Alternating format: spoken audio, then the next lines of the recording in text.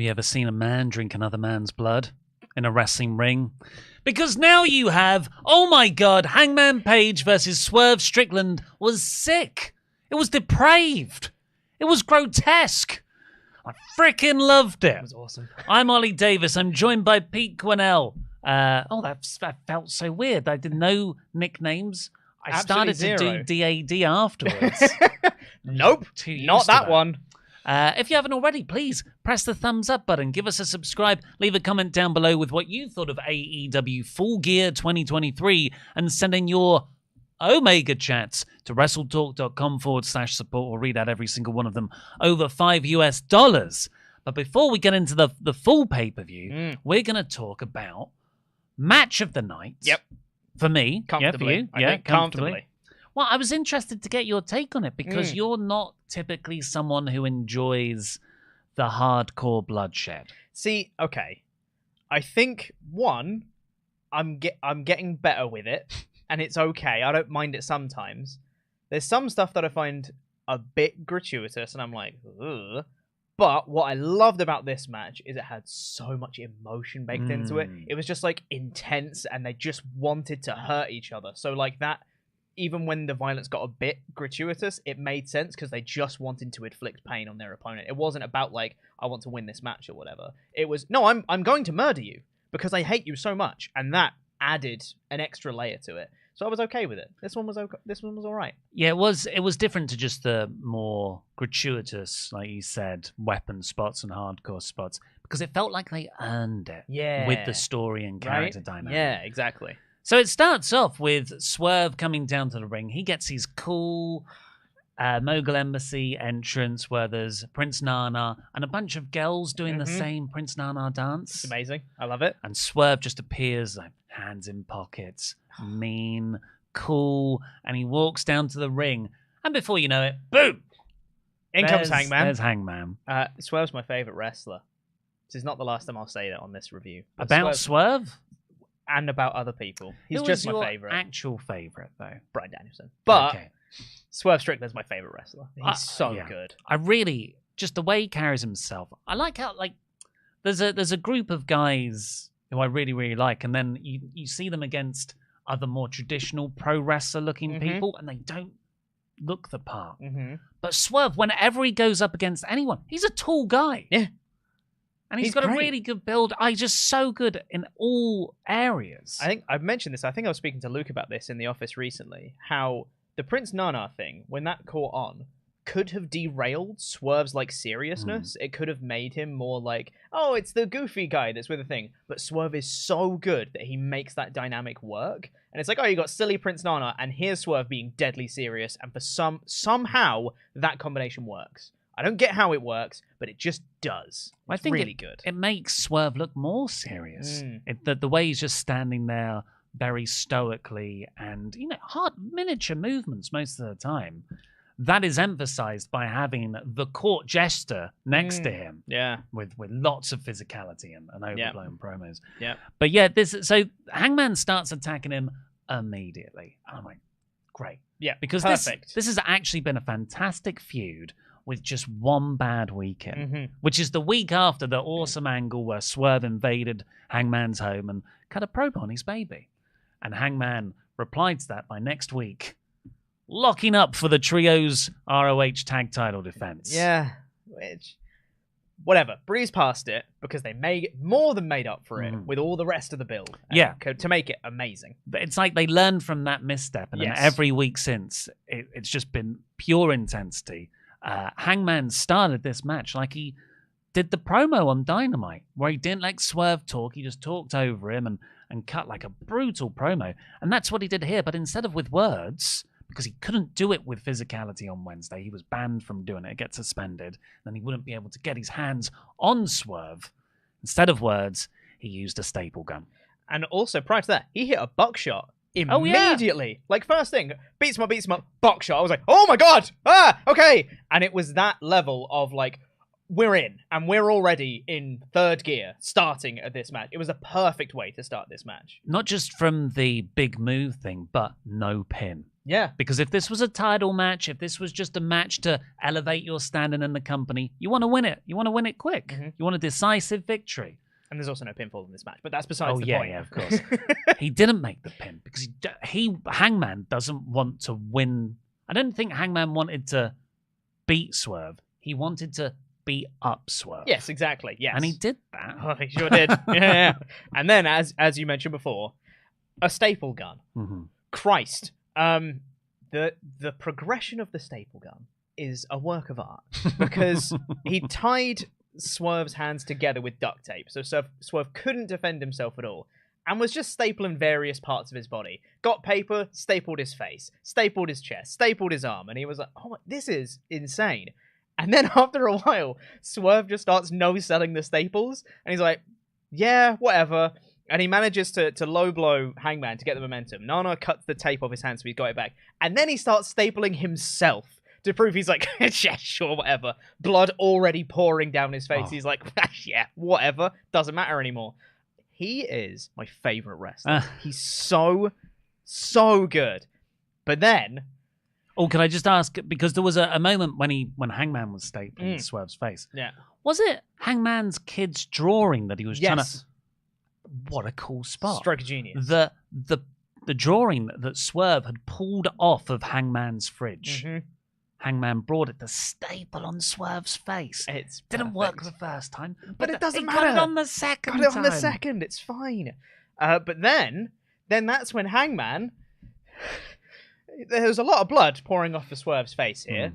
Hangman decides, you know what would be a great idea? If I just get underneath Swerve's face and let it drip into my mouth, and I will drink his blood. Jesus. Then the crowd literally like, oh my god! Like you heard that gasp and that horror. Like, oh Jesus!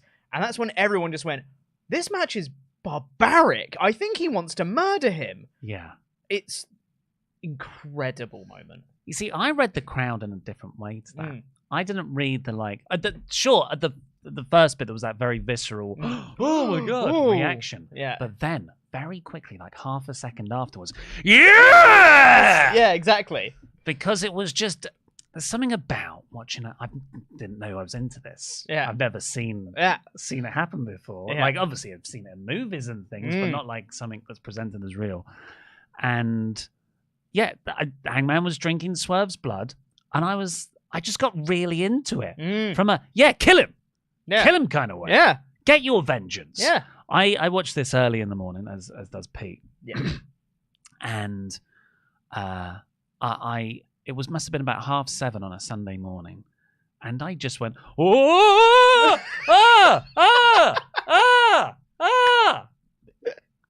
And my girlfriend was asleep. My cat ran in with big eyes, like, what's up? Girlfriend calls down, everything okay? Yeah, it's okay. Oh, I've not seen anything like it.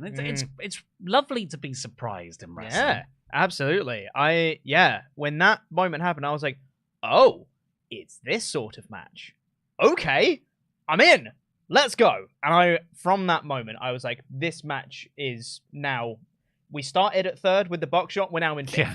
Like, we just went up 2 gears. We're already at, like, match finish quality from the start. Yeah. It was amazing. Because that's the first 5 minutes. Yeah. Isn't it? Buckshot, staples, drink a guy's blood. Yeah. There are 25 minutes after that.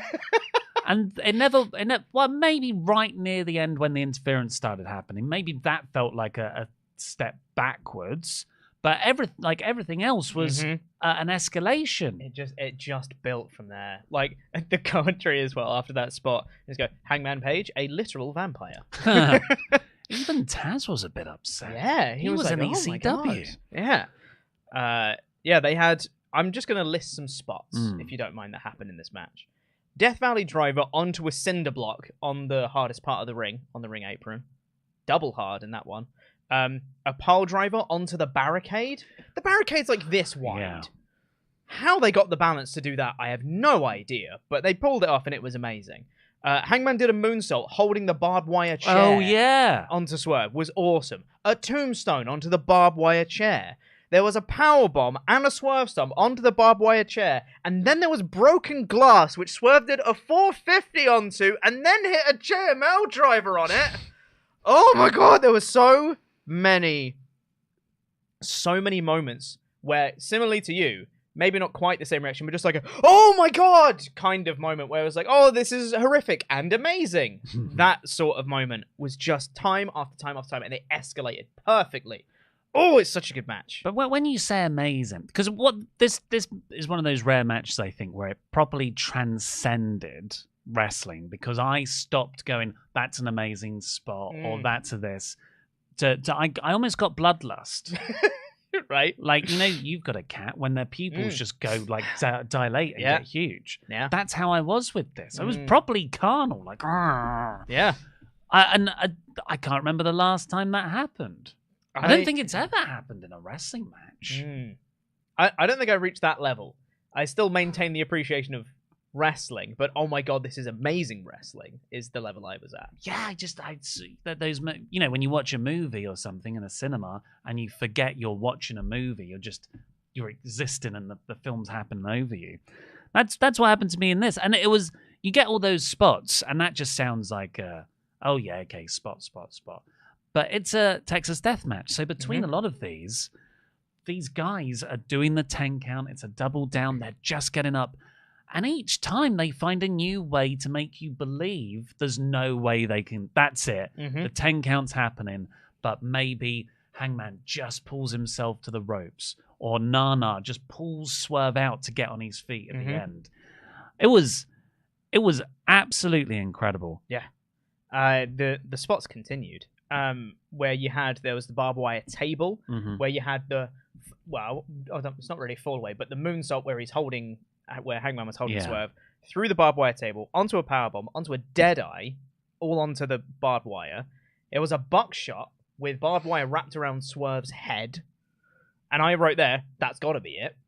Nana then saved him, and that's when, after it built, and I was like, finish is coming any moment. I'm buying all of these spots as the finish. Like, this has got to be the end here. Then Brian Cage came out, and I was like, less good. It wasn't like, oh, this match is bad now. It never reached that point. But I was like, I just kind of wanted Swerve to win, because I think he's great, and I think he should have just beaten Hangman as is. But Brian Cage came out, beat up Hangman a little bit. Hangman managed to beat him. He did another buckshot with just a lariat, with the barbed wire and all that. But then Swerve comes back in. That cinder block from earlier just cracks it over Hangman's head, just knocks him out with that. Another great spot.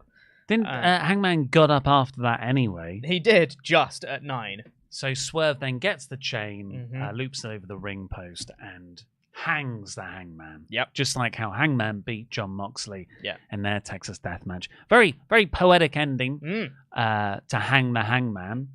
I could have done without the Brian Cage stuff. Yeah. I don't think it added anything to the match, but everything else, it's the most violent match I've ever seen. Yeah. And probably the best one. And it's a genuine, for me, match of the year contender. 100%. Easily for me, match of the year contender. This was incredible. Because I think that, like you said before, the violence was earned. You felt the emotion baked underneath it, which justified everything that they did. I think I saw a tweet, and I'm really sorry, I cannot remember who it was from, but I saw a tweet where someone said, like, that match was disgusting, it was visceral, it was gross, and it was perfect. Like, it was just like all of this like really negative stuff, and it was like, yeah, but it was awesome though, wasn't it? Because they earned all of that. It was so good. Swerve wins, yay. Yeah, man, that was, I left that like, I need a cigarette. I don't even smoke. Like, well, so me and Luke, when we were doing our predictions, I was quite adamant that, look, they're going monthly pay-per-views. It's a 3-match format now. Yeah. So Hangman's going to win this because he has to, because he's never lost a Texas death match. It's on his home turf. That's how you get it. Plus also, Babyface had his home invaded. You can't be losing the match. But Swerve winning means Swerve, granted there was the cage interference, and that was probably only put in there to help Hangman a little bit. You have Swerve win the first match, Swerve win the second match, which is Hangman's speciality. You can't do a third for me. Not at least not next month. Not now. Maybe they come back to it in a few months' time. I hope they do. So where does Swerve go from here? Upwards, right? MJF. He has to beat MJF. When? World's End. What? In Long Island. Why not? Swerve's ready. He's been ready for ages. Boost him up the card and have him dethrone MJF. I think you need to calm down. I do not think I need to calm down. I said that after Wrestle Dream. When Swerve beat Hangman at Wrestle Dream, I was like, oh, that's your next world champion. Right there. That's the guy. And now they've continued that momentum, which means they listen to me specifically. And it means that if they now don't do it, I'm going to be annoyed with AEW because they didn't do my booking, which means it's bad, obviously. But in all seriousness, I do think that Swerve is genuinely ready for a world title push. Like, he is the guy right now. This felt like the number one contenders feud. So he should definitely move into that main event mix, but maybe he has to have an official number one contenders feud. Because just Max has so many other people vying for him. You can add Swerve into that looming mix now, but Swerve feels different to the others. Joe's already had a match. Wardlow, I don't believe, is going to win.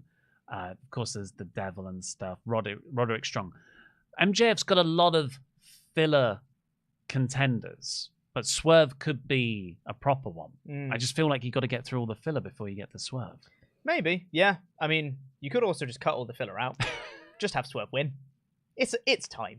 It's just time. You don't want to. My worry is that they will just keep Swerve's plate spinning, and he'll lose the momentum that he currently has. Because it's great momentum from Wrestle Dream through Full Gear. He's on the upward trend, and you can't let that plateau. You've got to keep that going. If he is going to be the guy to dethrone MJF, you've got to keep the upward momentum going. Because otherwise, he will start to cool off, unless you get him in another incredibly intense feud like this one, which I think is unlikely. Who could it be against?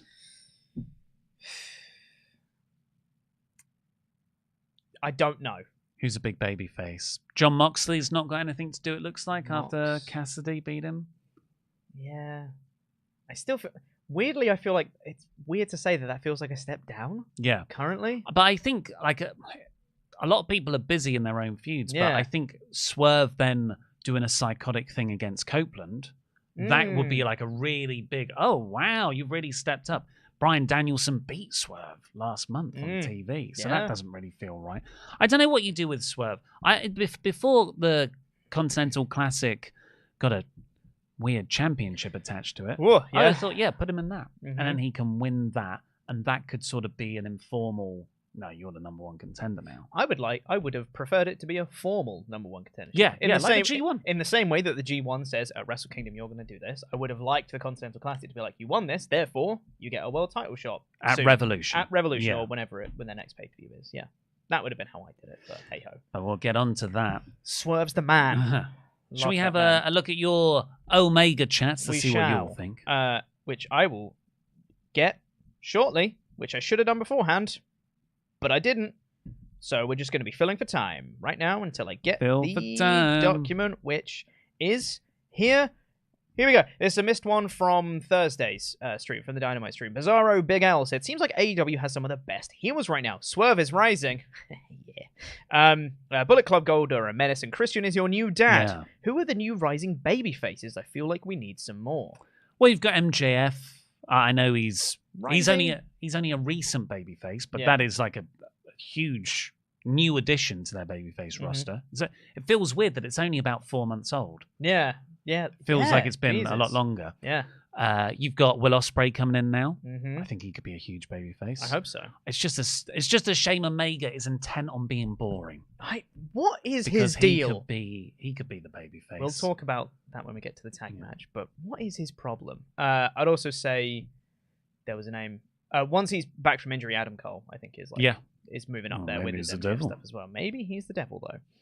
Onto the subject of Swerve versus Hangman, Kid Cudi said, this pay-per-view really split me. Didn't care for the match, but since the beginning, I've wanted Swerve to win a big rivalry, and he finally did. So kudos to TK for that, but almost everything else had some kind of booking problem. MJF's storyline might have jumped the shark. Why not have Julia win the belt when she was at her hottest point at the last pay-per-view? Tony's character works better without the title. She doesn't need it. She'd is basically booked like Asuka or worse. Good matches overall, but the booking, 7.8 out of 10. Too much water. That's a reference to an IGN review. You don't need to. It's fine. Gar Monroe said, creative. Hey, boss, got an idea. It's been out there, even for a pay-per-view. TK. Hope it doesn't involve fake white powder. Hear that can affect TV deals. Creative. Nah. Page drinks blood dripping from Swerve's head, then Triple H spits it out. In that case, fill your boots. Yeah. Billy Corgan's got to be there going, what the hell? I lose my deal? Yeah. Crazy. Liam Leonard has been a member for 26 months in a row. And said, what a show, what a match. They made Swerve a star. He deserves to be pushed to the moon. I agree. To the world title specifically. Manuel Cifuentes said, holy ass word, amigo. I was there live, and that TXDM, Texas Deathmatch, was match of the night, hands down, when that staple gun was brought out and all us chanting, you sick F. But hated to see the tag team match after DOA being placed after. P.S. Glad the signing wasn't Ronda. Yeah. We'll talk about that more later as well. Kirk Hardman's also been a member for 26 months in a row. Said Page versus Strickland was great, but as soon as Page started Strickland's blood, it made me uncomfortable. That's valid. Yeah, we can't disagree with that. I understand. Yeah. It made me uncomfortable in a good way, though. Like being tickled. Tickling is less, not that. Yeah, but it's the same. I wouldn't say it's the same feeling. Okay, well, I'll leave you with that one. Andy Sandbox has got a few in a row here who said, all the violence, blood drinking and all was totally believable because of the build-up. Everything about this match was awesome. I just love Hangman so much, I can't wait to see where he goes. I wish Bryan didn't get involved, but that's the literal one thing I would critique. Swerve Strickland is a made man after this. He could have lost this, but they gave him the dub and just throw him into the stratosphere. Can't wait for their eventual third match in a while. Adam Page hits the Orihara moonsault perfectly every freaking time, and he did this one with a flippin' barbed wire chair in his hands. Those guys fired on all cylinders. Everything was done so well. I can't stop thinking about this match. Yeah. I agree with that sentiment. Timmy Too Dope said, AEW needs to stop with all the unnecessary BS and learn when to shave 5 minutes off of a match. Swerve Hangman was match of the year contender until the cage interference. Yeah, I mean, it's still match of the year contender for me, but I agree the cage stuff added nothing, but I can see why they did it to somewhat protect Hangman. Agreed, yeah. I don't think it quite worked for what they wanted, but I get why they did it. D-Man Gamer said, those two bled as much as a Mortal Kombat character. Also pretty sure Hangman is a vampire now, so we can reform the Brood with Copeland and Christian. Good pay-per-view overall. Also, gotta agree with Pete about MJF. Hometown curse at World's End, so Swerve wins. The hometown curse is not an AEW thing. That admittedly is not an AEW thing, but I still want it. I still want it. Look, man, one of your highest praised things is MJF beating Punk in Chicago. So you just got to do the inverse. Have Swerve win in Long Island. But do it the same way. So Swerve beats him via cheating. They restart the match and Swerve wins again. Exactly. Yes. Now we're talking. Keep getting in your Omega chats. We'll read out all the ones that are $5 and up by the time the show goes off the air later on. But first, let's talk about the rest of the show, shall we? 0 Hour began with Eddie Kingston versus Jay Lethal. It's all right. I opened up the 0 Hour pre-show, and Eddie Kingston was making his entrance. I was like, what? I looked at the card last night. Yeah. So I don't know when this was added. I don't think it's neat. I mean, this is actually a match that's been built for a while. Like Jarrett beat Kingston quite a few weeks ago. Yeah. There's some booking on AEW which is really suboptimal, I think, and just chucking this stuff on there is weird. Yeah. It was just a 10-minute opener, which was also a world championship match. Yeah. So it was fine. Nice to see Eddie. Ortiz came out and grabbed the guitar and hit Sonjay Dutt. It was fun. Perfectly fine match. So I think last time we saw Ortiz, he wasn't with Eddie. Because he had sided with Santana against Eddie All In. Am I remembering that correctly? Wasn't he with Eddie at All In? What were the teams in that All-In match? Which side was Eddie? Because Eddie was against Mox. That much is for sure. Yeah. Keep talking. Let me find out. Speaking of Blackpool Combat Club, the match after that was Claudio Castagnoli versus Buddy Matthews, and I squealed a little bit in excitement when these two came out because I just think they're both neat. It was a fun little match. I still think both of them probably have better in them, but this wasn't what this match was. It wasn't supposed to be the big blowaway. I was right. Okay. Santana and Ortiz were with the Blackpool Combat Club. That's why it was weird. Yeah. Eddie Kingston was with Penta and the Best Friends in Orange Cassidy. Huh. Why don't they have better things for Eddie to do? Yeah. He's like the easiest character to book into singles views. It's crazy. But yeah, the Claudio Buddy match was good. I think they both have more in them as like a blow-away incredible match, but that's not what this was. It was just fine. It was a good match. These are two matches that did not need to be on the 0 hour. Agreed. But Claudio and Buddy again, but give them more time, is what I'd say. Then we had the one match that mattered on the 0 hour. Samoa Joe and MJF. Samoa Joe standing in for Adam Cole, defending the Ring of Honor tag titles against the Guns. And I wrote here, MJF is my favorite wrestler. So he's come out and he was doing his stuff, and I was like, MJF is the guy. And Samoa Joe tagged himself in, and I wrote, Samoa Joe is my favorite wrestler.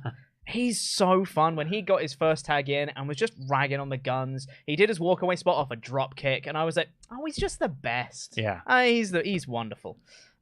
Joe has a different energy on pay-per-view. I know, like right? He does a lot of this stuff on TV, but then when it's a pay-per-view like All In and stuff, he just does a bit of extra swagger. Yeah. He's great. I love him. But this match was all right. Perfectly fine action. It was all good. And then Adam Cole came out to cause the distraction at the end, which allowed Samoa Joe to choke out one of the Guns, whoever it was, to get the win. But then afterwards, the post-match angle was really what this was all building to. Because Adam Cole had come out, was at ringside.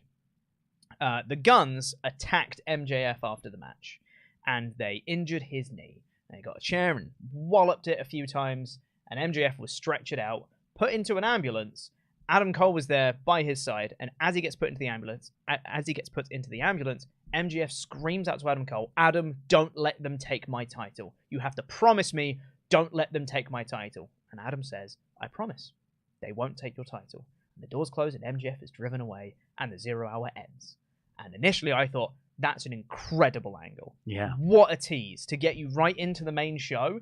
If you hadn't bought the pay-per-view then, you'd be like, damn, I really want to see what happens. Oh, I might buy that now. That is a really effective way to use 0 hour to help promote the main show. I thought that was perfect.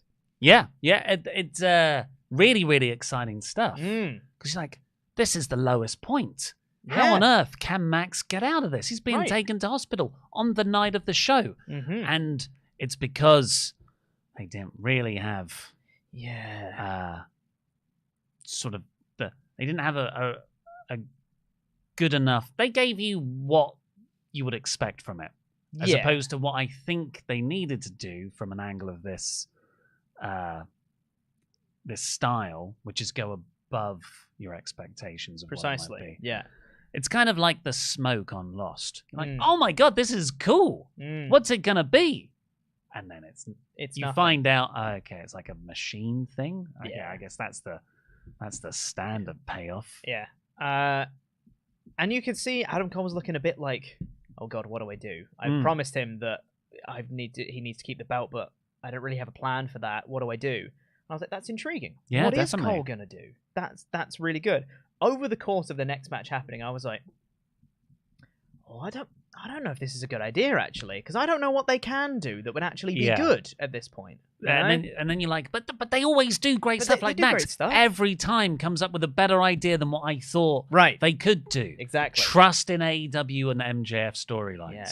Should we just talk about the next segment now for that story while we're on the subject? Yeah, sure. So we had the opening match, which we'll talk about in a moment here, but then we get to the next segment where you have Tony Schiavone and Bryce Remsburg are on the stage. They bring out Jay White, and he has the belt and saying, I'm your new champion.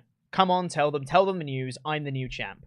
Excellent performance from Jay White. And Tony Schiavone says, MJF is injured. He will not be able to defend the belt. The match has been cancelled, which means that Jay White is your new champion.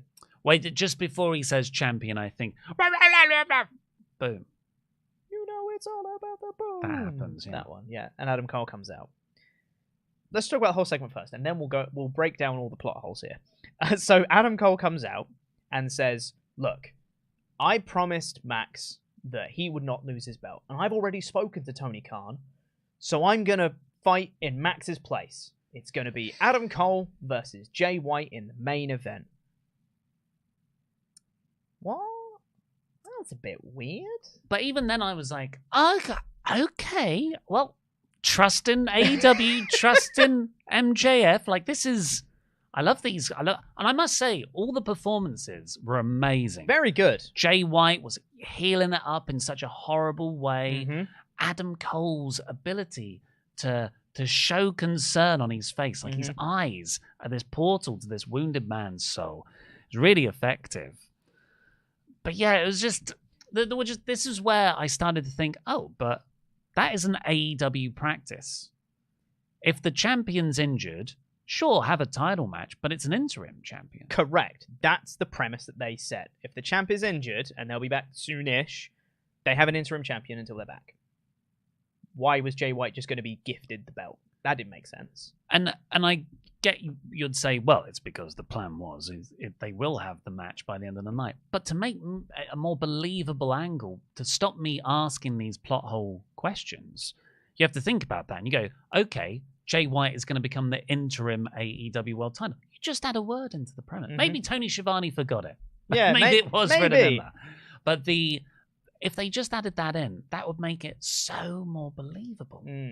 Or I would even say Jay White will fight tonight for the interim world title against somebody. We're finding who can replace Max in this match, but we'll fight for the interim title in the main event. And then it's revealed at the end of the night, Adam Cole comes out and he's like, well, there's nobody else, so I guess it's me. I'm going to have to do it, kind of thing. Like, I'm fighting for Max's honor. No one else to fight for the... Well, for this. You know what I mean. There's some way that they shoehorn Adam Cole into this spot, and then MJF comes out and it's like, it's not an interim title match. We're doing this for the real world title. I'm back and I'm going to fight. Like, that to me at least abides by AEW's rules. There's still some stuff that doesn't make sense in it, but at least that goes with the same premise that AEW has already set. There's also the bit of, Jay White being handed the belt was weird. And also, if MJF is injured and can't defend the belt, why can Adam Cole wrestle? That's the other main one, isn't it? Because Cole looks more injured to me than Max. Significantly. And that when Max comes out in the main event, loads of security guards are trying to stop him. Like, no, don't go down there. But everyone just let Adam Cole walk down. I think Cole said, I asked Tony Khan, and he said okay. Yeah. Well, that just makes Tony Khan look like a madman. Well, he should not have said okay. It got me thinking too much to explain it. So I was like, is Cole's injury a work? Oh my God, amazing if it is. Like, first of all, he's not injured. Second of all, wow, what a storyline. I read that as well. Like, if this is a work the whole time, wow, that's an incredible work, and that then feeds into like the devil storyline, maybe. Like, that would explain how Cole could be the devil because he could still do angles and stuff because he's not actually injured. That'd be incredible. But then I thought, but him, what angle does he have to do this work? And that wouldn't. It's well, they obviously wanted to have Max work injured in the main event. They wanted to have the fun return in the ambulance. You could have done all of that. I think it's the inclusion of the Adam Cole going to wrestle bit that, while really, really exciting, like when he said it, I was like, oh my God. It didn't have, it was too unexplainable. Yes. And it really, really diverted away from the fun. And that is a hallmark of Attitude Era Vince Russo booking. Like, nowhere near as bad as the depths of that, but it is in the same ballpark.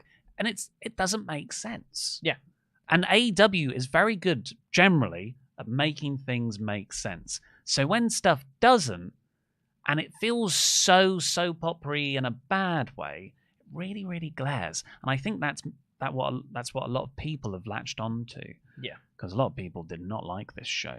No. And we'll talk a little bit more about it when we get to the main event itself, because then some of those problems that you could maybe overlook as the main event progressed, you go, but now these are making the match worse because of all these, which we'll talk about when we get to the match itself. But yes, currently it is set that Adam Cole versus Jay White will be for the belt. Can I just skip back to the 0 hour tag match? Yes. Because I've also got a little bit tired of the MJF finds a partner to take on a team for the ROH tag belts on the pre-show format. Because we've had that 3 times now. This was the 3rd one. We had Aussie Open, we had the Righteous, now we've had the Guns. And like, to their credit, they did a job of building up those tag teams with the Righteous, with the Guns over the last couple of weeks, these squash match wins and being part of the larger Jay White storyline. It's really good stuff. But it always ends the same, which is, oh yeah, it's a 10-minute comedy match, mostly comedy match, that MJF wins, and that team just don't get a rub. And usually people who work with Max come out of it feeling better. But I don't think any of the teams that have in these feuds have. And also, when they do start attacking Max, why isn't it Samoa Joe who comes down to make the save? Because Joe doesn't get a title shot with just anyone. It's Max who's granted him the title shot. So Joe, until he gets that title shot, should be protecting Max. Yeah. I really think they didn't realize the potential of the Joe MJF couple. Also in this match, now I'm thinking about it, Max kept on like weirdly tagging in Joe and there was some friction there. And I guess you could argue, well, they're just 2 big egos. But again, you could have gone, why just go for that standard way of doing things?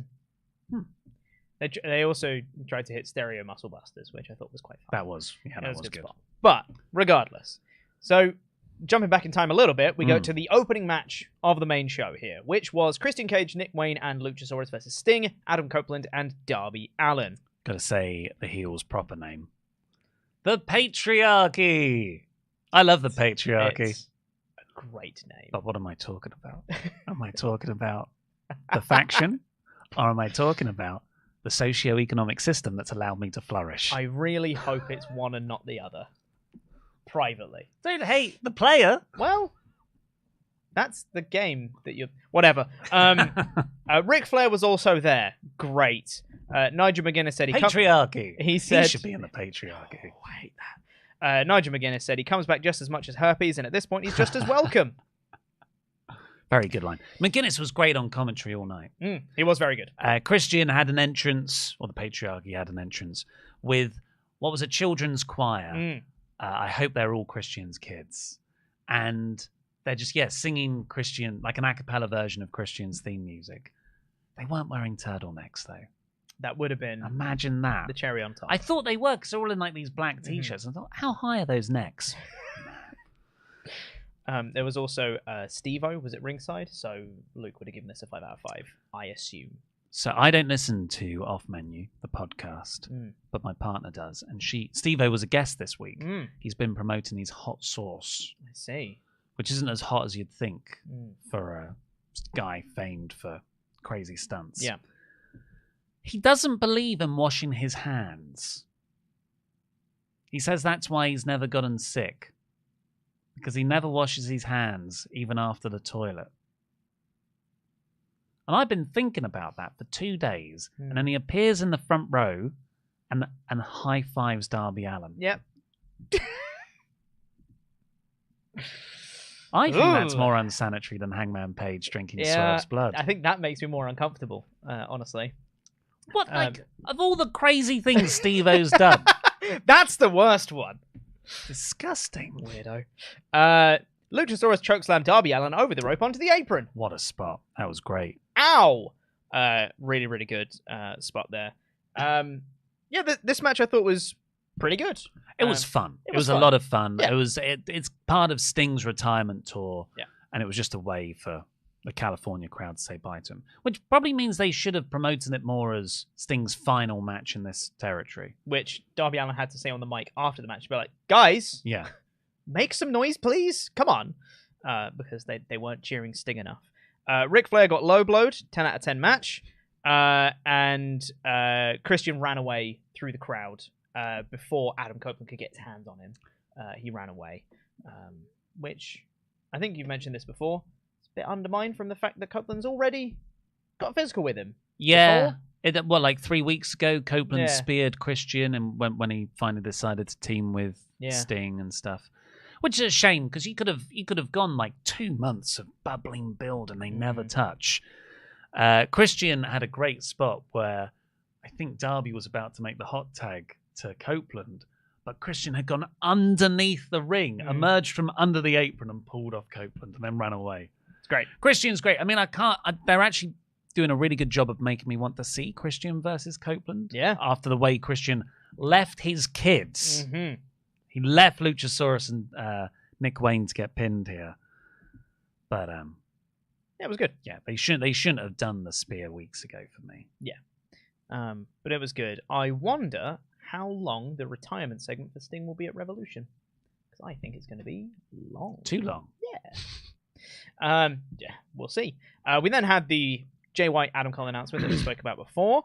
Then we had Orange Cassidy versus John Moxley. This one was surprisingly short to me. I think it was about 12 minutes. Yeah, it was 12 minutes, yeah. I mean, it was really good. I enjoyed the match. The action was really, really good. It just kind of ended, and I was like, oh, okay, cool, nice. So the more I think about this, the more I like it. Yeah. I actually really, really like this match, but in the immediate bells just rung, I was like, oh, I was just gearing up for some more. Given they're all out match, sorry. Yeah. Which was 25, 30 minutes. It was epic. It was, one of the better matches of that 9-day period somehow. This one was 12 minutes, and it was just punches. Yeah. Orange Cassidy just doing orange punch after orange punch on Mox, and Mox not going down like how he no-sold the orange punch on Wednesday's episode of Dynamite. But it was like a punk song of a match. That's what I liked about it. Please elaborate. What does that mean? Well, a punk song can be about 2 minutes, 20 seconds long, and it's just like I would describe Brock Lesnar and Goldberg WrestleMania. Okay. That's a punk song. Sure. Tatanka and Mike Awesome, ECW One Night Stand. It's a punk song. Yeah, sure. Like 5 to 10 minute song. This wasn't like a 2-minute song. Mm-hmm. It was more of a 2-minute 40 song. Sure, yeah. The longer end of the punk match scale. Mm-hmm. Oh, yeah, I'm not saying CM Punk. Is that what you were saying? No. I just wanted you to explain your point. Yeah. I thought it was really, really fun. Orange Cassidy won clean. He hit 6 orange punches, I believe, and then a beach break for the win. Yeah. One clean.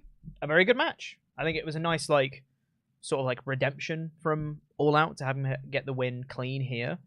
And I like the fact, I was thinking about it afterwards, I was like, well, they probably had plans to have Mox have some sort of lengthy international title reign, do something with that belt. But now I think you just pivot. Instead of just going well, I really wanted the Mox reign, so we're going to have the Mox reign and have him win here, and then they do it again, and it will be a bit weird. Now you just pivot and you do something else with Cassidy. Sucks for Mox, but that's wrestling. And now you do something interesting with Cassidy from here. I think this is really good. And because they've got one apiece now, they can do a rubber match later down the line. Absolutely. Just hopefully not at World's End. They can go away from each other for a bit. Mark Briscoe added to the Continental Classic. Yeah. Got a video promo here. Nice. It's good. Big fan of that. And then we also got a graphic for Jay White versus Adam Cole. Because I still wasn't believing it. And then they showed the match graphic, and I was like, oh, God. That's when I thought, oh, man, is this injury at work the whole time? And then we had Toni Storm versus Hikaru Shida. I thought both of them looked awesome. They both made their entrances, and I was like, these feel like the 2 top women in AEW right now. Yeah. This makes sense. I think they look great. I don't know. Shida had the I'm losing face for me. Usually I can't tell with people. Thunder Rosa's pretty easy to read. Yeah. I just feel like I know when Shida's going to lose a match. Definitely when she's going to lose a title or win a title. Yeah. She came out quite glum. And then there was 5 seconds of posing and smiling, back to normal face. I'm going to do it. I told you so. Oh dear. I mean, maybe people disagree with me, but I've been saying, since Toni Storm started this gimmick, that I'm not into it. But I can see people are. Mm-hmm. I'm not into it. And even if I was into it, I don't think it should be around the title picture. Unless she changed her ring style.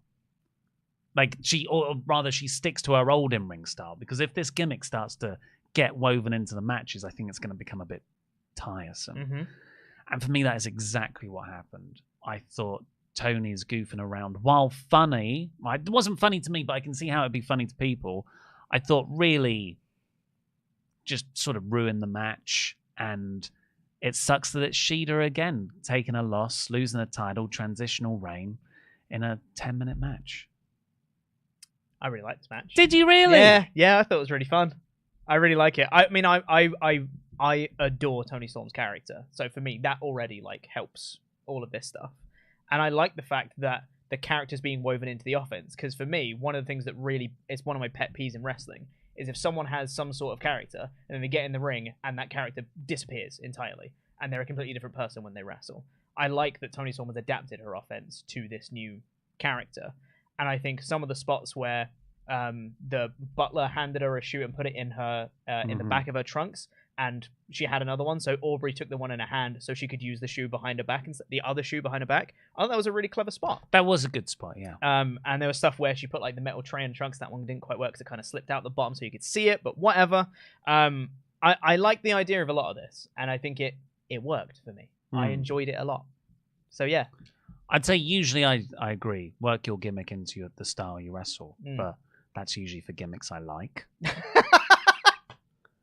It doesn't apply because this one I don't like. Yeah, or wrestlers that are not as good. But Toni Storm's a good wrestler. Yeah. And she's having to do a comedy style of working, which she's okay at, but I think she's much better at the other style. The frying pan in the butt, the loaded butt is funny. But I always thought the hip attack should be a finisher anyway. Yeah. So this one was a super finisher. What's your problem? Mariah May was shown watching on from behind the scenes. Yeah. And she's kind of flinching along. And I thought, I love Miz and Mizdow. Just because I watched Survivor Series 2014 recently. Yeah. But they're not doing Mizdow. They're doing a classic Hollywood movie storyline. Indeed, yes. Storm gets the belt and gets some flowers afterwards from Mariah May. I enjoyed this. It was pretty good. I thought it was the worst thing on the show, and I'm not going to enjoy this moving forward. That's unfortunate. Yeah, I will. So then, okay, here we go. Are you ready? Oh, no. Here we go. Speaking of things I'm not going to enjoy going forward. Eddie Kingston was backstage being interviewed, and he said, Continental Classic is coming up. I want to add a bit more into this. So for every match that I'm in, I'm going to put on the line my Ring of Honor World title and my New Japan Strong Openweight title. So for every single match, there's going to be big stakes in this tournament. I'm like, damn, that's great. That's a really fun little through line for Eddie and whoever he's facing through this whole tournament. That's really cool. Whoever beats him first, that's a really cool thing because Eddie can go on a bit of a run. Then he can lose to someone, potentially someone shocking that you don't see coming. That's really fun. I like that. And then he said, at the end of it, the winner gets the Continental title. And I was like, wait, what? There's a new belt? What are you talking about? And then we got confirmation later on, which didn't clear things up, that Tony Khan then said later on that the winner of the tournament gets the Continental Championship, the Ring of Honor World Championship, and the New Japan Strong Openweight Championship. They become a Triple Crown champion. Now, do they become a Triple Crown champion because they win all three belts? Or do they win the Triple Crown Championship? I don't know. Also, if they win all three belts at the end, does that mean that Eddie now doesn't have the belts? They're like vacant until the winner of the tournament? Because then Eddie doesn't have them on the line for every match. Because it doesn't matter if someone beats him. Because if somebody else, two completely unrelated people, are in the final and they win, then they win all the belts. I don't know what this means. Yeah. I don't get what's happening. Yeah, so Dave Meltzer's reported on Wrestling Observer Radio that this is meant to replicate something All Japan did in the 90s, where there was 3 promotions belts that allowed, but It was like one belt, but it was recognized by the bodies of these 3 different promotions, I see. allowing the champion to go and fight in each promotion. The idea behind, let's call it the Triple Crown Champion, Sure. means they'll be able to go to Ring of Honor, defend it there. Same with AEW, same with New Japan. That would be really cool if that didn't happen for all of the belts anyway. Exactly. I mean, granted, you don't see the ROH and AEW ones turning up in New Japan that often, but I see ROH belts on AEW all the time. I see New Japan belts on AEW all the time. It's a cool, and it's not getting rid of any championships. It's kind of adding another one I have to care about on the main roster. That's, AEW is the main roster there. Along with all the complicated stuff that you said, that was my first thought. Well, this is a round robin tournament. Everyone's going to face everyone. So Eddie's not going to be unbeaten. So someone's going to beat him, surely. They're going to become the champion. What if they don't make it through to the final? Then do they just get stripped of the belt to get to the winner of the tournament? Like, what's... Or is it only for the Continental Championship now? Yeah, I don't know. I think it's a real missed opportunity. Again, it feels like overbooking is creeping into AEW a lot. And they've taken what was a really easy, hey, we're doing the G1, and, like we said earlier, winner gets a shot at Revolution. That's all you need to do. And that is perfect, because you do that every year, and you put on banging matches. You have so much talent on your roster to put on a great tournament every single year. And naturally, because it's a round-robin tournament, stories will form. It naturally happens. Doesn't matter what you book, there are stories to be done every single time. And they're like, let's take that, but do it bad. Let's take that and have 3 separate titles on the line, one of which is a brand new title. Yeah.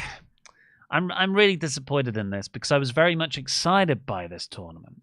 Yeah. And now I'm just frustrated. And maybe Eddie misspoke. Maybe he didn't mean to say that he was going to put it on the line in every match he's facing, or maybe there's some way to salvage this, and maybe whoever holds the Continental Championship is the #1 contender for the world title or something like that. I don't know. Maybe there's a way where it's just like a prop. You win the G1 trophy or whatever. Yeah. And that means you get your shot. Maybe there's some way to salvage this, but currently I'm not optimistic. Yeah. Then we had the 4-way ladder match. Kings of the Black Throne versus FTR versus Starks and Big Bill versus LFI.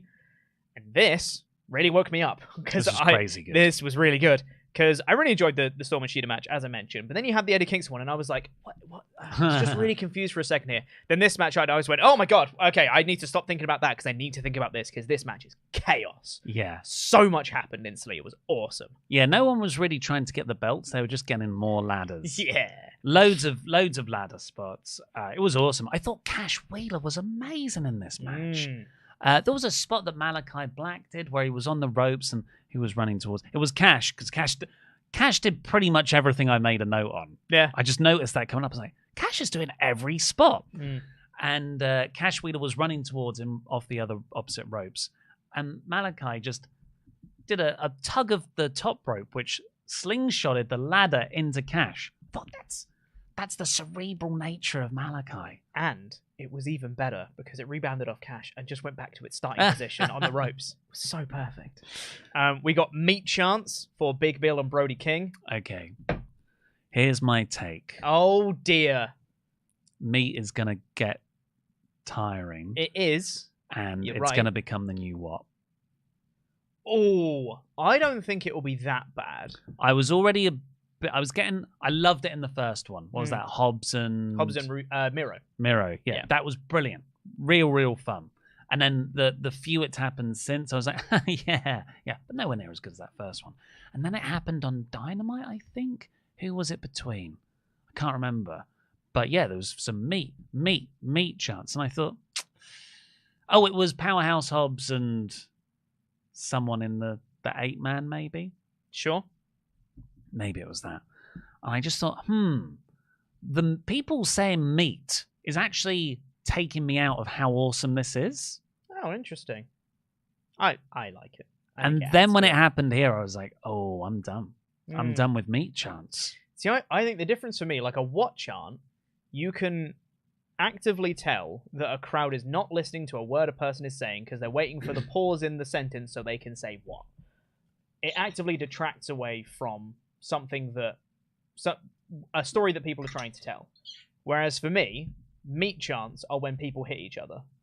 Specifically big guys. When big guys hit each other. And it's just like a little like, yeah. It's like, you know, if people chant yes on Daniel Bryan's kicks, or if they chant other things that I can't think of right now. Examples of other things that people chant when someone does yay boo spots, you know, stuff like that. It's just like, yeah, meat, because the strikes are cool. I think there's an element of irony that it goes through which lessens the coolness of it. And if you were to show it to anyone who's not a wrestling fan and didn't know what was going on, they would, I think you're an idiot. I disagree. Meat's awesome. Everybody understands meat. I think, yeah, and meaty dudes. There'd be a portion of people who would laugh, but they'd leave thinking wrestling is silly. And wrestling is silly. Wrestling is silly. But this one, I'm done with meat, and I don't think it's going to go anywhere. Vegetarian. There was. I have been eating more fish recently.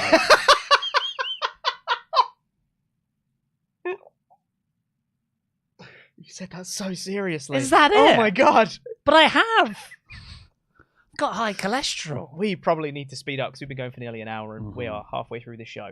There was a power driver onto a ladder. Was awesome. Ricky Starks ran wild. He'd barely been in the match up to this point. Like, he'd purposely been away from it. And then he was like, everyone's down. Cool. Yeah. And then just like beat people up.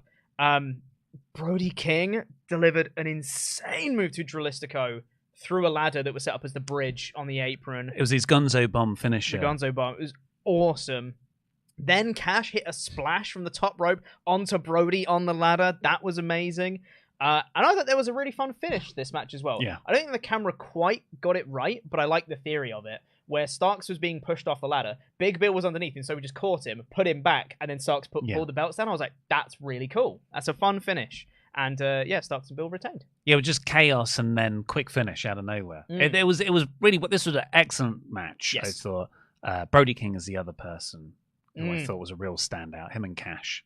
Mate. We then had the TBS title match of Chris Statlander versus Julia Hart versus Sky Blue. Is Chris Statlander just a big Ben Stiller fan? Because she did the Zoolander cosplay at whatever show was Wrestle Dream, maybe. And then this one, she was White Goodman, played by Jim Pepple Cobras. From Dodgeball. Yeah. And I was like, you're just a big Ben Stiller fan? I mean, it must be that point in history where people really like Ben Stiller again. I think he's good. Yeah, no, I love Ben Stiller. Yeah.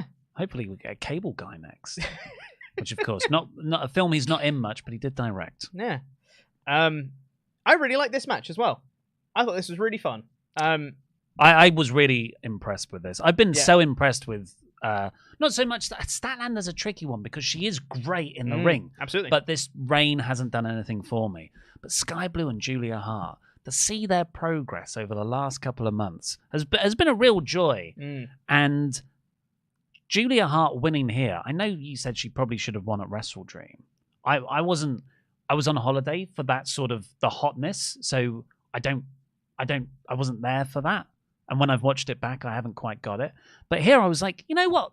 This is a good direction. And she's just so good with her performance, the way she gets her character expressions down. I would never have thought Julia Hart of the Varsity Blondes would be such a good goth. Like, she's doing Alexa Bliss better than Alexa Bliss, it feels. Yeah. And Sky Blue's really, really good as well. Yeah. I think in this match in particular, the timing of everything was absolutely spot on. I think I would hazard to guess it was rehearsed.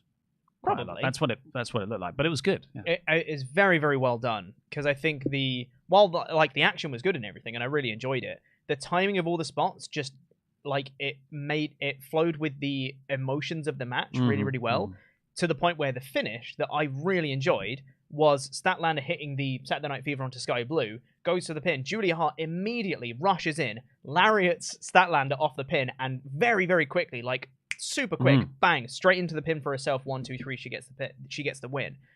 Really great, stealing the finish for the heel to do that. And I think it made Julia Hart feel not cheap to do it that way. It felt like she was just being smart. Yeah. You know? Like, it was just really, really good. Great finish.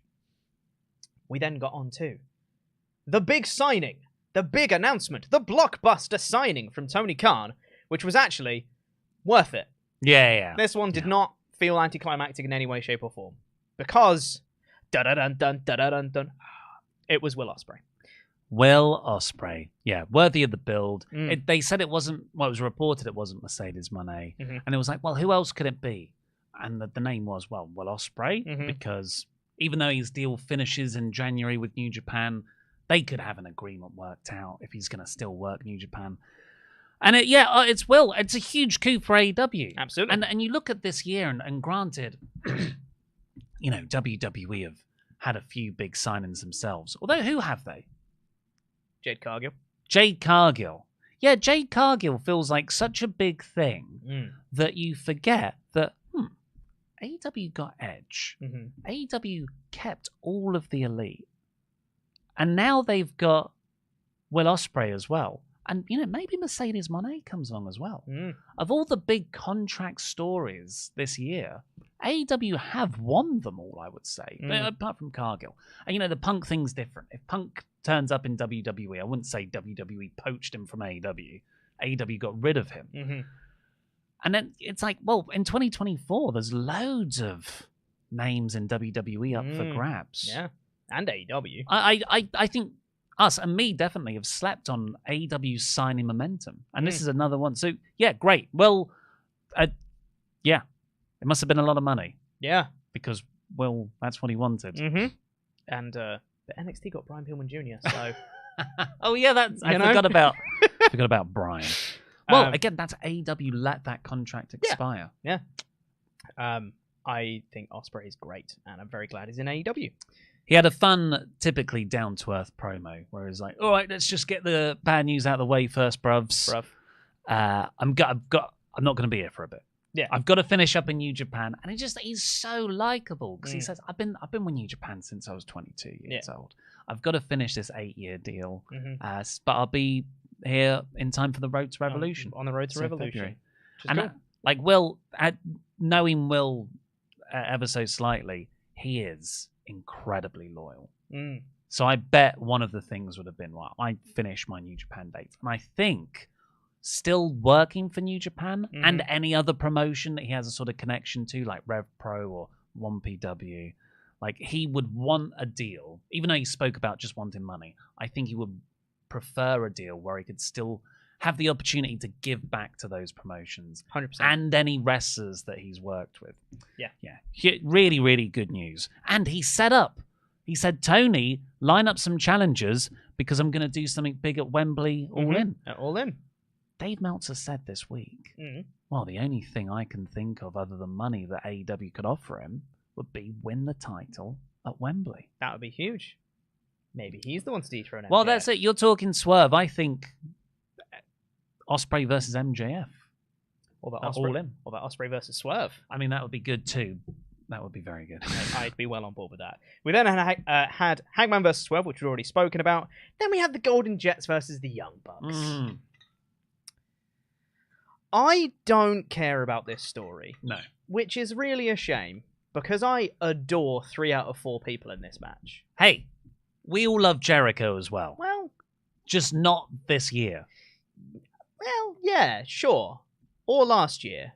No, there were bits last year as bad, but the Ocho run, he had a 3-month-long run with the ROH title, where he was having genuinely the best match every week. Sure, yeah. We loved Chris Jericho for that 3 months. When he put over Action Andretti, that one match was great. What did they do with that momentum? Well, that's it. Nothing. That's where it stopped. Yeah.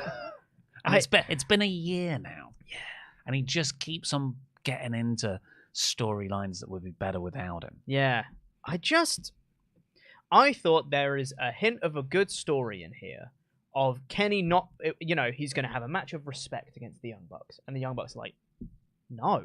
And we're dicks now. Go away. Why are you choosing Jericho over us? Etc.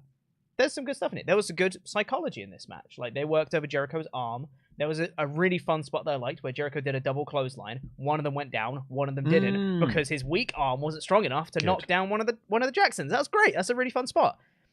I just don't care, because the action wasn't incredible. It was fine, which is crazy when you look at 3 out of 4 of the people in this match. Like, I don't know. And there was one bit where Omega teased turning on Jericho, and I was like, I don't get why. It doesn't make any sense. Why would you tease that? Yeah, that was weird. And that was after he'd been low blowed by the Bucks. It was like, well, obviously he's not going to side with them now. Like, why would you tease it? It's very weird.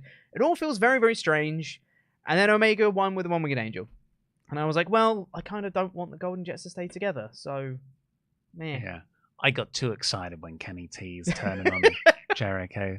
I was really hoping that would happen, even though I knew it made no sense. Yeah. I like this match way more than you seem to. I thought I thought it was really well worked throughout. I thought the last half was actually really, really good. And that was 20 minutes, so 10-minute match. It's just those first 10 minutes didn't just have me not into it because of Jericho, but the crowd were exhausted after Swerve Page. Yeah. Like, how can you follow that? Apparently Jericho requested to follow it, to have the challenge. Didn't want to put a buffer match in there. There was some really nice spots. Nick low-blowed Jericho behind the referee's back. Then Kenny went towards him, but Nick stopped. And we're like, oh, right, they just want Jericho. But then behind the referee's back, Matt Jackson kicked Kenny in the balls. So I really like, one good thing out of this is that the Bucks are 100% fully heel. They've got no friends, not even Kenny. I guess Hangman? We'll see. We'll see. And they trashed the ringside area afterwards, throwing a tantrum. And longer term, Kenny has the Bucks' number. He's always beat them with different partners. Yeah. Ibushi, Page, and now Jericho. It's true. This match was 20 minutes. It was 20 minutes, and I don't think it needed to be. Yeah. Then we had the main event, which was Adam Cole versus Jay White. Apart from the fact it wasn't. Because Adam Cole came out, got into the ring, and they were going to ring the bell. They were going to start the match. But then the ambulance siren started, and oh, who's this? It's MJF. He's driven back in an ambulance, and he comes out to the ring. Likely stolen an ambulance. Likely stolen one. Comes back out to the ring, and they start the match of MJF versus Jay White with the Guns at ringside and Adam Cole at ringside now. Now, my first note here is if Jay White doesn't win this, he's going to look like such a chump, considering the Guns are there as well. He's got two goons on the outside versus an injured one on the other side that's on crutches. MJF has already wrestled once tonight and is supposedly too injured to wrestle. If Jay White doesn't win, that makes him look quite bad. MJF was hospitalized. Yeah. In kayfabe. They still went... I mean, this was a 30-minute match. They went a long time. And I think it's a really good match, for the story. It is a good match. If you take out the overbooking bit and you just go into it as Max is an injured champion trying to beat the heel, I thought it's actually excellent. Yes, agreed. I don't think... Jay is definitely undermined. I don't think it's as bad as everyone's making it out to be. I also agree with that. Of course, all those things you just listed are going to make him look bad if he doesn't win. And I think as well, because through the course of this match, I think it was a really good match. I felt like the vibe was off to me, I think purely because of the overbooking stuff, and I couldn't buy into a lot of the psychology going on in the match because there were too many bits. I was like, wait, why does... And then you're just asking questions. I think of this other thing about, wait, why did I'm not buying into any of the action that's happening. The last 5 to 10 minutes, I was so into it. As were the crowd. Yeah, this was amongst the loudest reactions of the night. Absolutely. It was really, really good stuff towards the end. The Guns got ejected. The commentary table collapsed when MJF went to go put Jay White on it, but he did the elbow from the top rope anyway. It was really cool. There's an avalanche Uranagi from White off the top rope, which looked amazing. MJF did a tombstone, but of course landed on his knee, so he had to grab it afterwards. He did a diving bulldog. It was a cutter. I thought it was a bulldog. I went back and watched it. I think the angle. It was but I thought it was a bulldog on the first watch. One of the two. But that was amazing.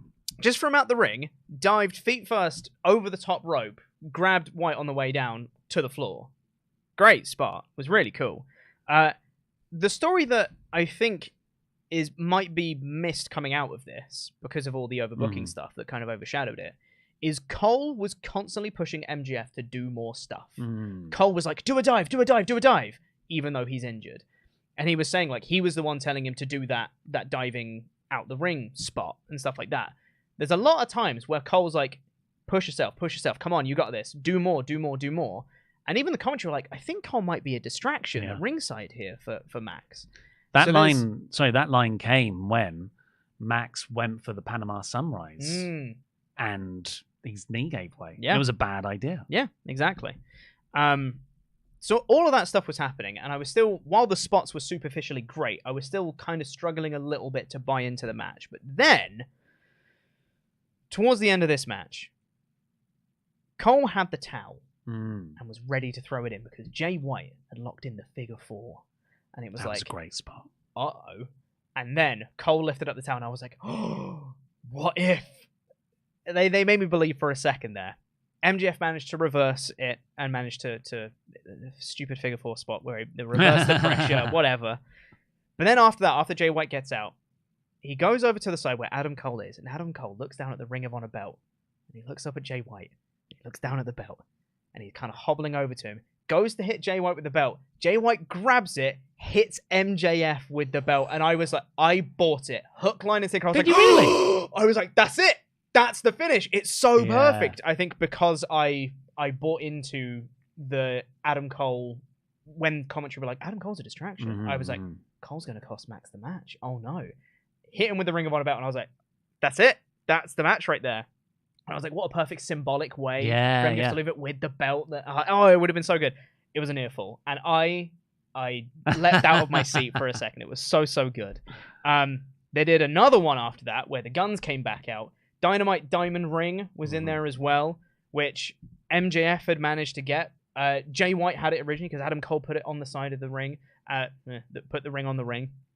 But Jay White got there first again, got that. MJF managed to get it back, hit both of the guns with it, got a low blow with it, hit Jay White with the ring, and managed to get the win in the end.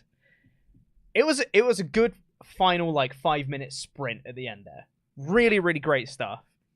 It was just weird getting there. Yeah, it's a shame because I think it's so close to being perfect. Because a lot of the stuff you spoke about there, a lot of the intrigue wasn't so much, Jay White might beat Max. The intrigue was, what's Adam Cole gonna do? Is he gonna turn on Max? Is he gonna throw in the towel for Max? Yeah, that was great. So definitely have Adam Cole out there. The problem for me is adding Adam Cole into the match. Yeah. That's where this has gone off the rails. Yes. You could have had a great night-long storyline, but it's Adam has come back to help Max at ringside. Look, because this whole feud's been about the numbers game. It's about how the Guns and Juice Robinson are at ringside, so MJF can have Adam Cole, and Samoa Joe really should have been involved in this somehow. The Guns, he could have brawled with the Guns to the back, though. Yeah. And it's like, what's Cole going to do? Whose side is he on? He's got history with Jay White. Yeah. So yeah, it's a shame. It's a shame because they had a perfect meal and they just cooked it a bit too long. Yeah. Because I think as well, you could have just done the injury angle in this match and it would have just elevated the match that much more. Because I think that would have meant that Jay White is the one that caused the injury, which makes him look better as well. You can have MJF overcoming the odds. He's a babyface. That's what babyfaces do. They overcome the odds. I totally get that. But it was too many odds for MJF to overcome in this one, in the fact that there were so many elements going into it. The Adam Cole shenanigans, MJF coming back in an ambulance. It all just added into this big, overcooked mess. When you could have had a much simpler story of... You can even have Adam Cole still come out at the end of the pre-show match, right? And to be like, yeah, we're back together. Well done, buddy. I just wanted to say well done. I'm here for you, blah, blah, blah, whatever. In the main event, Samoa Joe brawls away with the Guns. You have Adam Cole at ringside. You still have that spot of him trying to hit him with the Ring of Honor belt, and Jay White uses it and stuff like that. But Jay White is the one that causes the knee injury, and it looks like Max is going to get stretchered away. He comes back down to the ring, and he still wins in the end. That, I think, is a really well-told story. But they just muddied it a bit too much, which is a shame. But otherwise, really great. I know we crapped on a lot of the stuff here, but I really enjoyed the show. I still, even all those storyline bits, there was a part of me that did switch off my brain to it and just enjoy the visual of Max coming back in the ambulance. The intrigue of, oh my God, it's Adam Cole, he's going to wrestle. Yeah. The match itself, I thought, was really, really good. So I gave this pay-per-view 85%. I think this is still a comfortable 4 out of 5 for me. It's just missing out on that 5 because I liked pretty much everything else on this show, bar the Golden Jets tag match, which you enjoyed more than I did. Yeah, there's still a really good show. Still very much enjoyed it. Shall we get into the rest of your Omega hits? Do we have shout-outs first? Actually, I forget how podcasts work. I can't remember. Well, I'll have a look. I don't See do if it's them on enough. the pay-per-view schedule. No, we don't. Well, hey. So let's get into the rest of your Omega chats here. Last chance to get those in at WrestleTalk.com/support. We're going to read out all the ones that are $5 and up by the time the show goes off the air. Moderators have put, if you can set up a poll. I can't. I'm not Luke. I don't have my laptop here because I can read the chat. I have eyes that work, so I can look over there. Luke has excellent eyesight. And yet, he can't read that. Anywho, we've got Matt here, who has a lot to say. Crikey Moses, he has a lot to say. That says, being an AEW fan can be great, but also frustrating. This was a solid show with plenty of ups, but also some downs to it. Swerve vs. Page was great. Shocked Swerve won, but it does feel like we're building to a third match, which will likely be a cage match, and I fully expect Page to get his win back. Page is great, and I'm happy to see he's a main character again. I will never forgive Tony Khan for how he botched Page's world title reign and made him play second fiddle to Punk and be treated as an afterthought last year. The 2 women's title matches were great. Agreed. With the right winners. Mox vs. OC somehow topped their original match. Ooh. Interesting. And the AEW tag title match was fun with the right team winning. Also, Will and AEW, that's awesome. Now, my issues with the show. With all due respect to Eddie vs. Jay, the Ring of Honor World title match didn't need to be here and should have just been saved for the final battle. Matthews vs. Claudio felt like a collision match that I could have done without. The 2 big issues I have with the show that affected my enjoyment and makes this a 3 out of 5 show for me were the last 2 matches. I'm going to start with the world title match. We didn't need the injury angle with MJF. It was overbooking and it didn't help the match. It actually hurt it and left a lot of logic holes in it. Why in kayfabe is an injured Adam Cole allowed to defend the world title when he's in far worse condition than MJF? You're saying MJF is too hurt to defend the belt, but then Adam Cole, who had double ankle surgery and who's in crutches, is allowed to defend the title. It doesn't make sense. Also, why is Tony Khan in kayfabe rewarding Jay White when his goons injured MJF and ruined his main event by handing him the world title or agreeing to let him fight for it against an injured Adam Cole? My biggest issue with the show is Chris Jericho. This year, it felt like But having said all of those things, it's still Chris Jericho. This year, it feels like any cool story or talent that AEW has, Jericho attaches himself to it and takes away from that person. The Kenny Omega and Don Callis family story was great. We were making a new star in Konosuke Takeshita. He'd beaten Kenny twice. Really interesting stuff. Then Jericho puts himself in the story, and he's the reason Kenny beat the Don Callis family, and all that good work building Konosuke goes out the window when Jericho beats him clean.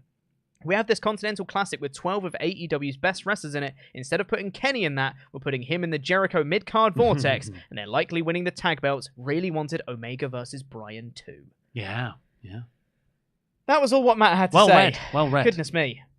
Corey said, the MJF angle was unnecessary but fun and kept me intrigued throughout. I see comparisons to Super Cena or 2017 Roman, and I disagree. MJF is largely cheered. Cena Roman were not. This feels like a classic babyface overcoming adversity, and Jay looks strong for weeks. Also, the edge is taken off with Max because he can just cheat. Yeah. So, he hit a low blow. He used a weapon to retain here. Yeah. If Cena did that at the end, I'd be like, oh, fair play. That's cool. Scott Young said, the main event made Jay White look bad. Belt shot, diamond ring, Bullet Club gold interference, and he still couldn't beat a one-legged MJF. Overall, though, a great show, but everything surrounding the main event didn't click and didn't make much sense. Jay Kucha has been a member for 17 months in a row. Didn't catch the pay-per-view live, but I've been hearing some mixed reviews on it. After looking at highlights of the night, looks like a solid 8 out of 10 show. Yeah, that's 4 out of 5. Yeah, that makes sense. Kuzu said, I hope this isn't an insult, but this was the most WWE show ever. It had a lot of over-the-top stuff that's just unlike AEW, with the Texas Deathmatch being the exception. I'm not surprised people are divided about it. I was entertained personally. I think, look, it used to be the fact where you'd say it's a WWE show, and that is a very slanderous, awful thing to say. Yeah. But nowadays, it just means it's a different style. Yes. And this was a very WWE show. Right from the moment Adam Cole returned, that was an entrance music distraction finish for the match. As soon as that happened, I thought, ooh, that's a decision. Yeah. Force said, I watched a very good 3-hour pay-per-view last night, and then a mid 1-hour overbooked mess of a show this morning. Can't believe the TBS title match is in the top 3 matches of the night for me. Big props to all 3 ladies in such a difficult position on the card. Yeah, following that ladder match as well, yeah. Yeah, it's really good. Whipster180's been a member for 2 months, who said, Jay's first loss. We'll get over this. Moving him into the international title scene and feud with Orange Cassidy would be a great idea. First singles loss, I believe it might be. I think Jay White. Oh, don't think he's lost yet in AEW singles. Surely he's had a singles match. He's had a singles match, but I think he's on won. pay-per-view that he's lost. I don't think that's wow. true. Oh, interesting. Yeah. Anywho, M said, hello, Pete and Ollie. Hope you're well. One of the better AEW shows. Still long, but good stuff mostly. Hanger and Swerve could have done with less gore. Also, greetings to Marcel Dura, who's watching Pro Wrestling Eve tonight in London. Women's wrestling. Yeah, very nice. Hector Rodriguez has been a member for 22 months, who said, hey y'all, how about that super special signing of Will Ospreay? It's not like he'd been working with them for over a year. Talk about a letdown. Oh. I disagree. Yeah, I disagree too. Yeah, if it was announced like set up like a debut or something like that, yeah, I'd maybe see the point. But I would also say that Will Ospreay is. I think you have a very strong argument to say that Will Ospreay is the best wrestler in the world. Yeah, and if you're signing the best wrestler in the world to your promotion, that's never a letdown. And it makes Will feel bigger. Absolutely, yeah. Sammy Boy said MJF face turn is fun and all. Excuse me. But I do, however, feel like AEW is losing its biggest story it's been building to for years. The bidding war of 2024 should have been a big deal, but the roster doesn't care and the booking has only 1 month left. Ball dropped.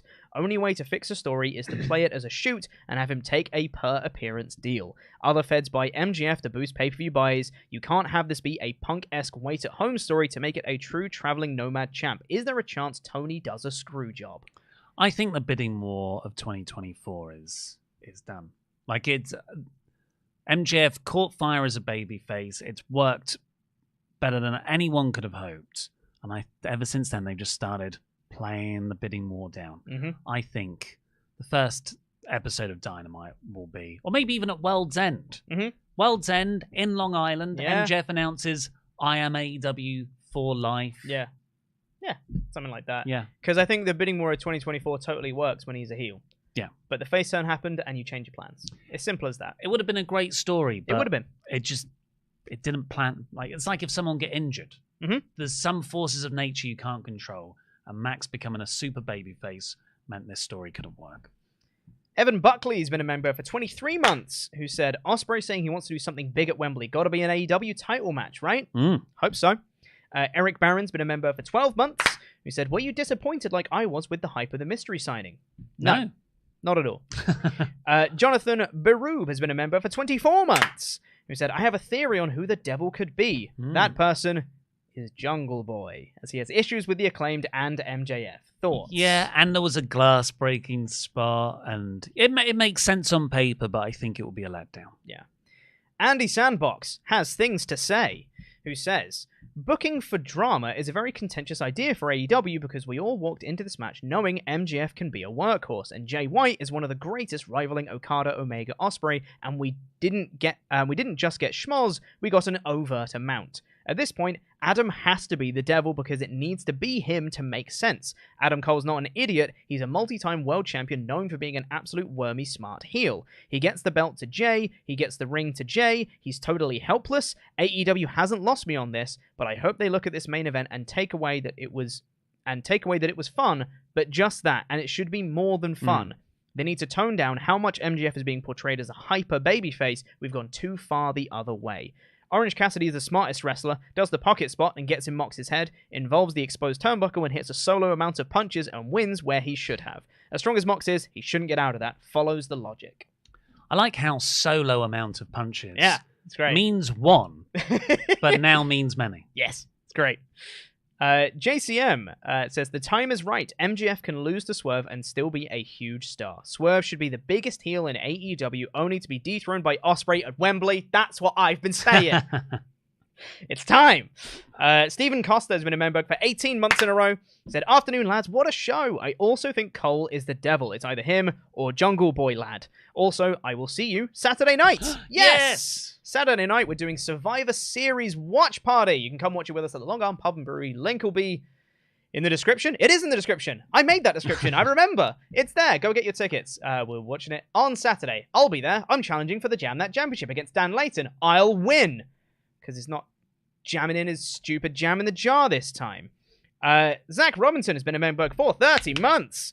Said, unrelated, but now we know NRB's new Lord of the Board. When can we expect WrestleTalk's Bessel of the Wrestle tournament? Keep up the great work, guys. Bessel of the Wrestle. That might be a fun idea. We've got no holds board. We did it with the 2K, with the 2K and stuff. AEW Fight Forever as well. But we'll maybe do some more. Who knows? Let me refresh because I think there's probably some more. Is there? Okay. Jem Rook said, excuse me, howdy folks, did Swerve Hangman go too far? And is it enough to say Swerve is the top heel in the company now? I think he probably... No, Christian's the top heel in the company. But Swerve is nipping at his heels. I think Swerve's bigger than Christian right now. I would put him as the top heel, I think. Yeah. I think Christian's got more mainstream name recognition. That's true. I think his performances currently get more heat. I'm not saying Swerve's bad or anything, and I think he will soon overtake Christian, but just the other month, whole shows were being built around Christian. It's true. And how great of a heel he is. Yeah. Jem Rook has also become a Memberg. Yeah. And Miami the Great has also gifted a Membergship as well. Oh, that's nice. Amazing. Who said, favorite pay-per-view of all time, don't care about the plot holes and loved every match. Good for you. There you go. Amazing. Glad we ended on a very positive note there. We got a couple more, sorry. Oliver Smith said, it was Oliver Smith that said favorite pay-per-view of all time. Don't care about the plot holes. Sorry, Oliver Smith. And Ryan said, so hyped for Ospreay going to AEW. However, just became a fan of his. Can anyone tell me why everyone was saying that he wasn't going to pass 30? Yeah, because he used to wrestle matches 5 years ago where he just landed on his neck all the time. Yeah. Not that he wouldn't pass 30, but that he will be injured to an extent where he'd have to really pare back his style. He's become a much smarter worker in the 5 years since. And apparently that was down to Jericho and Don Callis sort of having a word with him. Yeah, which makes a lot of sense. And also, he's now arguably the greatest wrestler in the world. Yeah, go back and watch some New Japan stuff of his before, when he was a junior heavyweight. Yeah. Which is when he was a lot more unhinged. A lot of yeah, neck landing on the apron. Yeah. It's crazy. Yeah. But I believe that is going to do it for this show. We went long. Sorry, we had a lot to say, and it was a really long show. Yeah, that's another thing. Stop being so bloody long. Some of these matches were not needed. Golden Jets. But that's just me. Thank you so much for watching. If you haven't yet, please give a like, leave a like on this video, and give us a subscribe. Why not? We're going to be back with more content soon. We're not going to be doing a Collision review tomorrow because Full Gear's happened. It's kind of outdated now. It's redundant. Yeah. So we're not going to have a Collision podcast tomorrow. But on Tuesday, we're going to have our Raw review. On Thursday, we've got Dynamite. On Saturday, we've got SmackDown and also Survivor Series, which, again... Are we having SmackDown on? I think so. Because it's a late one, isn't it? Because it starts at 1. I think. We didn't do Crown Jewel because it was... I can't remember. Yeah. Well, I don't we think might there's a have SmackDown. podcast. TBD. Asterisk. But we've got Survivor Series, which we're definitely doing. Which we're going to have a watch party for. Again, link is in the description. Go get your tickets now. And we'll be having a podcast for you next Sunday as well for Survivor Series as well. So, content. Subscribe. Thank you so much for joining us. I've been joined by Oli Davis. I've been Pete Quinnell. Jam that jam. Jam that jam.